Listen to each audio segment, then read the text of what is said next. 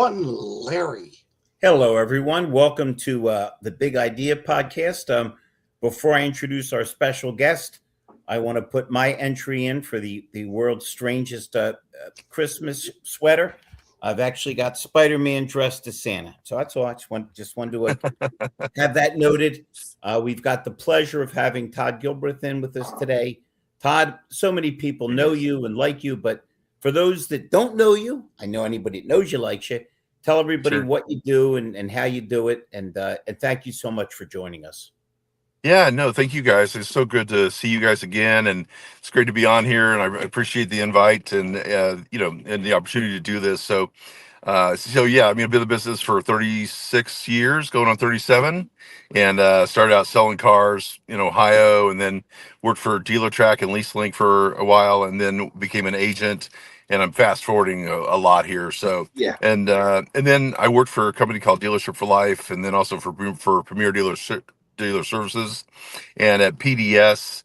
I had a team of guys and able to, and at DFL to implement our rewards and loyalty program. And so anyway, as of June 2nd, I became an agent again. And now I can offer even more services and products, anywhere, to our clients, anywhere from marketing to, like I said, to retention, from variable to fixed ops, the finance and insurance. So a number of products I can offer to customers. So basically, when I ask a dealer, what is your biggest challenge? What are you looking for? Can we do an analysis of what your products you have right now? It gives me the ability, because of our strategic partnership alliances, to offer, better services and products to our clients to help them maximize their profits. So that, in a nutshell, is what we're doing. And since June, we are so blessed and very successful already. It's like starting over for me, but I partnered with one of our agents who's been in business for over 8 years, and it's got over 100 dealerships. So I partnered with him, and it's, like I said, it's been fantastic. So it's been a great transition and start, and we're ready. We're super excited and ready for 2026. You're starting to break up a little bit, Todd, so I hope we don't lose you at all. He was saying, Gary, that how much he admired my sweater. Continue, Todd. It goes right along with your, what was your story? You wrote an article, and it got a lot of success from your article. And what was that? With the difference between a nun and Spider-Man? I can't even remember. No. It was, what does Spider-Man, Charlie Brown, Elvis Presley, and Mother Teresa have in common? And it's a Larry talk, Todd, and it talks about the fact that all four of them suffered from lack of self-esteem. Mother Teresa is a saint. She worked with lepers, but she had a crisis of faith. And Elvis was so nervous, he let the Svengali of Colonel Parker rule him. And Charlie Brown was always hoping that Lucy would hold the football so he could kick it, but she always pulled it away. And anybody that knows the Spider-Man story, it's Stanley had been reading the Bible and read the phrase, "To those much is given, much is expected," and he turned it into, "With great power comes great responsibility." Yeah. So that's all. It's just a message to salespeople and everyone else in the world that when you're feeling insecure and you lack in self-esteem, everybody does. Doesn't matter how handsome, how beautiful, how wealthy, how successful. Inside, we're pretty much all the same. So, and you made a sweater out of it. Yeah, exactly. And with that being said, Todd, we met. You were on our podcast a few weeks ago, and so I picked up a lot of it, and now I get it.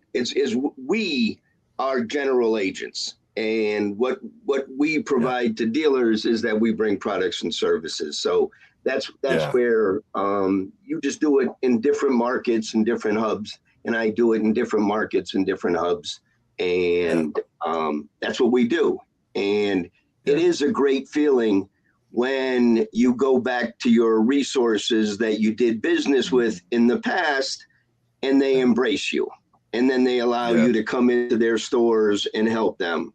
I think that's probably the reward that we get as agents, because agents, we play that role and everyone, you're on that tightrope and you're watching the balance on both sides.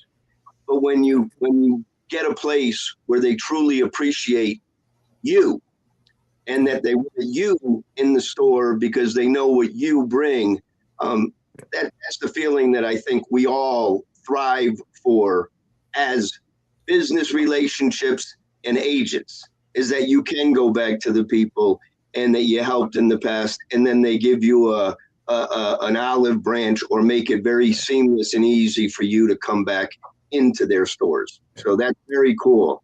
I always look for that, and that's what we look for. We want to be welcome and appreciated. Yeah, and to that point, and I give God all the glory for this, because He's given me the favor, and He's also given me the great relationships with the clients that that we have, and the people that I've been able to help over the years. And one of the owners of several dealerships, he said to me last Christmas at this time, he said to me, "Thank you so much for helping my son and helping us build our business." And we've been, doing business together for 13 years. And that was one of the best compliments that I've ever had. And man, it was just so awesome to hear that.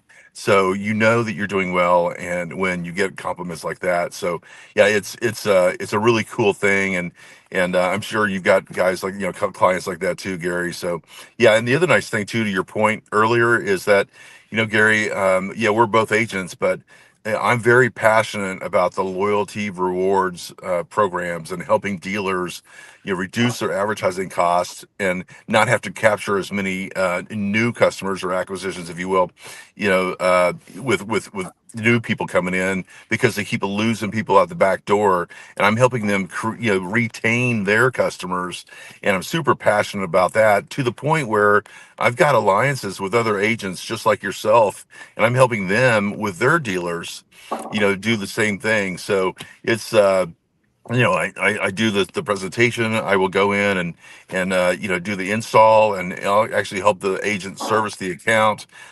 So I'm doing that with guys God, in other parts of the country. and that's awesome. And I think that that's a lot of the glue that I'm finding with this network. So this network with we'll say leaders like Larry and Mike and Riley and everybody who's been on this stage when it comes to knowledge in the auto industry, these are top-notch knowledge. And so to collaborate, because what Riley and I are bringing to the market right now that we see is a tremendous need in the service lane. And so we're building a whole model that when we come in with, our VSC provider, we're going to be training in the service lane and allowing the service department to be able to offer F&I products. And why? Because we continue to hear from experts in our market like Frank Knox and Brian Kramer and David Long, that they have to buy their own vehicles. And if they don't have a process in their service drive, they need to have a process. So Riley and I have been chatting, and we've been talking with United Car Care, and what better is every RO gets an appraisal, every RO gets a safety inspection with what's needed, and then there's a discussion where every RO gets an extended warranty or a service contract as a quote. So when they leave, they come out. So this is where we can help dealers build their funnels. And then along with working with Mike Larkin and learning how to capture first-party leads, the dealers now that would start to use our services will reduce all of their costs and drive their profits where they belong. So as you're passionate about the rewards and things like that, we're passionate about getting back into the service drive and bringing back to the community and helping the family dealers that really, some of them have never been in this position and they don't know. So you go in and help them and coach them and help them build and find their why by here's, or find their tools that everybody likes in the store that they can use, and then it becomes a part of the whole process. So I'm gonna lean on you and watch you on a lot of stuff, because that's exactly what I'm trying to bring to my dealers in Connecticut, is that we're not Gary, looking at. yeah, Gary, and it's the why buy here, why service here. And so we're helping dealers increase the value proposition to get people to buy from them today, brand new, and again in the future. And then the why service here, we're driving them into service, right? So that's that's really what it is about. And if you look at some of the reports that are coming out over the last several weeks, they're all saying that 2026 is going to be super important for dealers to focus on more acquisitions on the service drive and getting more sales off the streets for used cars. So it's all about acquisitions. So how do we do that? How do we get more conquest customers to the dealership to buy from them, and to trade their car in, right? Or to sell their car to them? And then how do we get more acquisitions off the service drive? Well, we got to keep the customers on the service drive. And that's exactly the why buy here, why service here. And the cool thing about doing collaboration, I mean, we all know that two heads are better than one. I mean, I've been in the business a long time, so have you. We have tons of experience. But man, when you combine forces, if you will, and then it can be much better for the clients. I mean, I don't need the whole loaf. I mean, half a loaf's better than no loaf, right? So, and it actually does benefit the client sometimes even more, most of the time even more, because now he's got these resources, this energy, and he's got these other tools that you're bringing to the table, and I'm bringing to the table, and expertise that he wouldn't have with just one person. But the cool thing that I found is that over the years, it starts with trust. I mean, I trust everybody that I do business with. They trust me, and then we're able to form a program or whatever, a solution for the client that will benefit them, and it's super powerful. And of course, the ROI is tremendous. When you take a store, and we did it for many years, we watched it, and when you got them aligned, and the salespeople started to at least look at you and talk to you, and it was like, no, we want you to come and talk to us. We want you to learn, and so today, what we were training 20 years ago is what everybody wants again today, and they're all trying to figure it out. And it comes down to a lot of what you said. It's back to the basics. It's coming up with a plan that everybody is agreed upon and trained and executed. And we watch. Mike, I was going to say, you just triggered me with trained.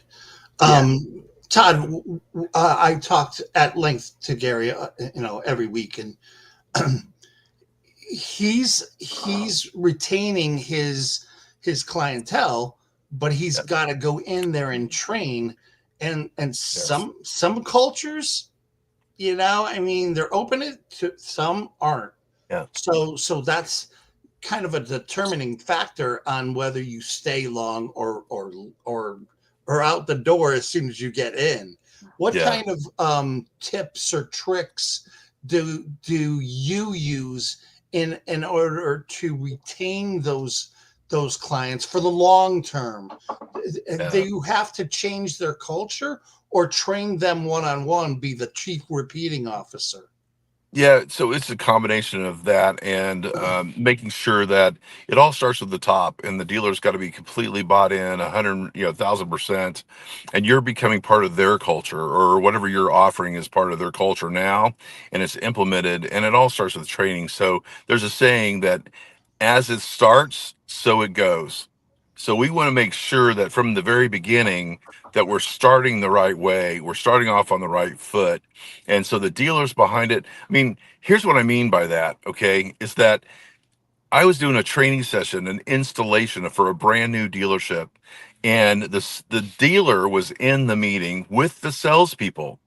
So during the training, there's a knock at the door, closed door in a big conference room. There's a knock at the door. Another, manager comes in and says, "Hey, this salesperson has a customer," and the dealer said, "You go take care of that customer. He's busy right now getting training." I mean, you talk about strong. I mean, Yeah. some dealerships, they would have said, Oh yeah. okay, No. okay, No. salesperson, go ahead and go take care of it, right? But then Yeah. the salesperson misses out on the very most important part, which is how do I build more value with this customer so that they'll buy from me versus my competition?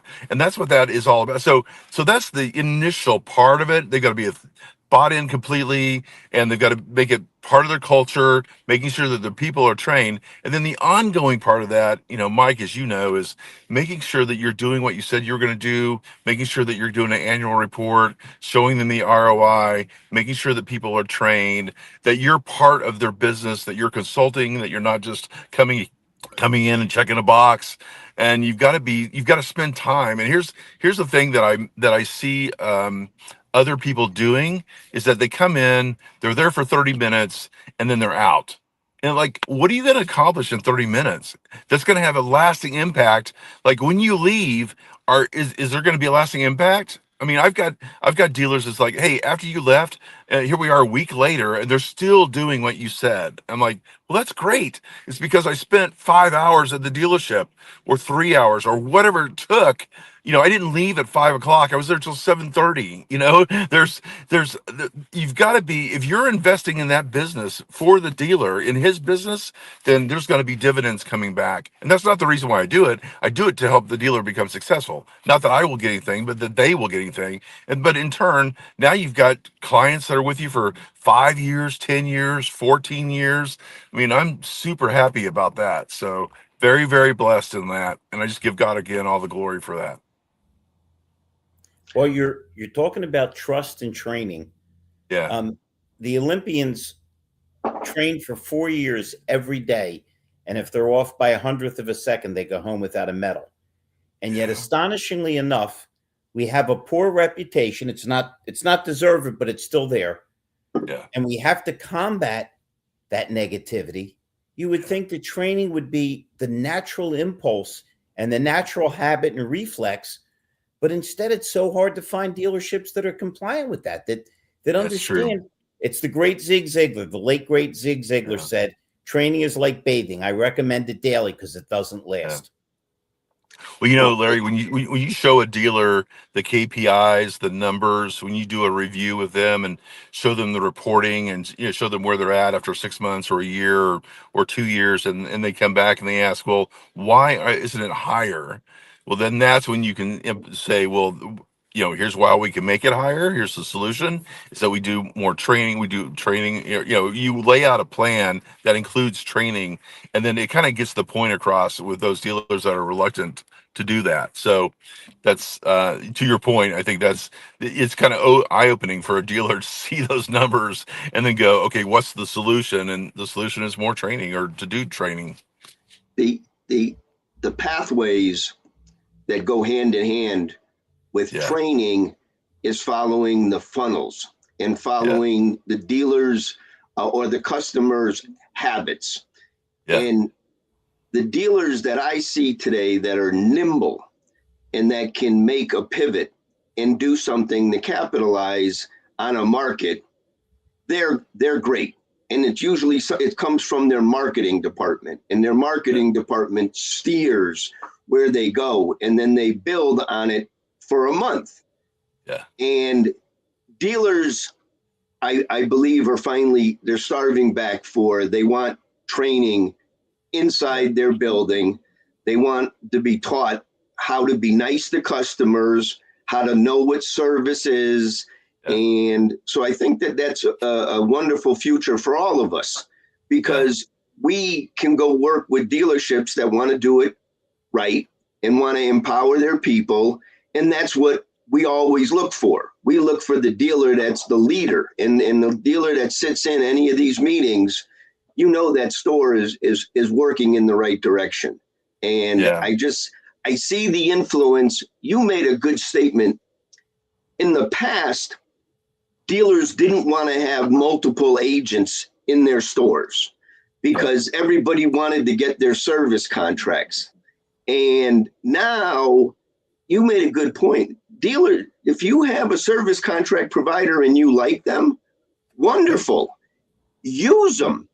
But come and listen to all the resources of the local people that are bringing new tools and embrace them, because for the last 90 days I've been walking into the service drive and kind of like looking and saying it's going to be a little bit of a job, but boy, is it needed. And the service lanes have been neglected because they've always been chasing the retail. And I'm convinced that first quarter in 2026, the winners are starting in their service lane and putting processes in there to start capturing everything, because they're not sending the letters out for service contract reminders. Your car's got 35,000 miles. They're not sending out, do a safety inspection. And if you are too upside down in your vehicle, we'll do a safety inspection and then help you budget a service contract. So at least while you're still paying this vehicle off, you don't have any new unexpected bills arrive on the mechanical part of your vehicle. So this is when you got customers holding on the cars 13.5 years. There's these cycles, they need help. And especially where I'm listening to all the experts on used cars is that the COVID cars are actually coming in now. And the people are more than $6,000 upside down.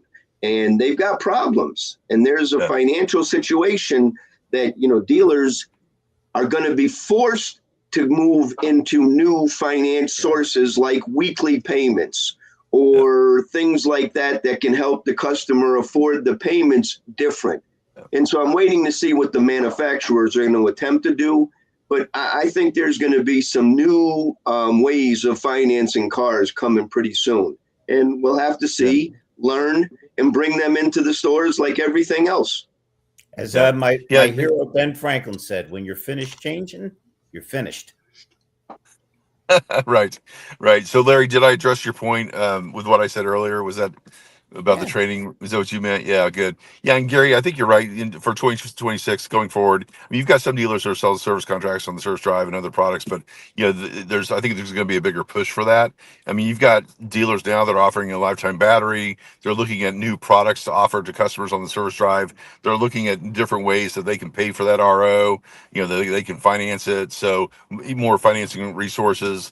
How can we help you today? And maybe is there a way that we can budget this out over a couple of repairs versus the one repair? I mean, there's creative ways that I think that they're going to improve their fixed ops. Dealers are offering service financing. Yeah, exactly. Yeah. And think about it. Think of the market we're missing with these cars being out there so far. You can't turn on your television without seeing a commercial for warranties. You can't answer your phone without having somebody try to, or get a letter in the mail without them saying a warranty may have expired. Well, we should be all over this market. Here's a perfect plug for all of that. There's several companies out there that offer instant financing, and in the dealership, in the service lane, this now can be used for repairs, service contracts, more protection products, and that's what we're going to bring to our dealers. We're bringing that because they need the financing, and this company will give a line of credit to somebody who has a 550 or better, and now they can budget it, and then they can have the benefit of the voluntary protections to offset any future bills. So that these are all confirmation is this is the new lane. It's not the showroom anymore. It's the websites. And then, with our friend, our friend Russell Hill with his, fixed ops that he's doing amazing things in the service drive. So this is, for Connecticut, I know you've in some cold weather state, we're hunkering down now for January. And it's going to be miserable. We might as well start building funnels and working and getting all this stuff worked right into the tax season and right into the spring market. And we're right back at it. That's the auto industry. Yeah, you're right, Gary. And I think that there's a room that David Long, had up last night and on all things, used cars and on the Clubhouse app. and they were talking about the word of the year. What's your word for 2026? And so I was on that for a second, and I think that the like for me it was efficient, and making sure that we are more efficient than we already are, and that we're delivering efficiency in a different way to our clients, and that we're helping our clients become more efficient as well. And I think that we have a lot of, there's a lot of great dealers out there that have great people and great processes in place, but how do they tweak it a little bit to be even more efficient? And I had to look up the word again, and like, what does it actually really mean? And one of the definitions is to be the agent of a certain outcome. And I love that. And then I think that that's something that for 26, that if we can deliver that to our clients and help them become even more efficient, and that we can offer, more efficient services and products to dealers, because there's a hunger for it. And we know that, there might be a little turbulence here in 26, at least is what we're hearing. So at least in the beginning, but they're looking for ways to be more efficient and more profitable, because with that, they will become more profitable. Their ROI will become even higher. So I think that that's going forward for 26. That's my word. And I think that's what I'm going to, definitely what we're going to focus on and help our dealers do as well. Leadership for a positive change. And that is a winner, because you're coming to make it easier for everybody involved, and we're the agent of change, and it's a positive change, not a negative change like it was for so many years. Now it's a positive change. We can come into the sandbox and play nice with everybody and collaborate for the best interest of the dealers' customers, not the individuals inside, the dealers' customers. So that's awesome. I like that. And trust is obviously that's the most important right now. Hey, Todd, and when we do that, Gary, these programs a little shorter, so they'll review them. What are your final thoughts on all this? And obviously, people can reach you. We're scrolling your information at the bottom. Yeah, so I guess the final thoughts are, again, thank you guys. I mean, what you're doing is tremendous, and I really appreciate the opportunity, the outlet to do this. This is great. So, it's awesome. I just think for 26, again, just to focus on how can we do things better, be more efficient.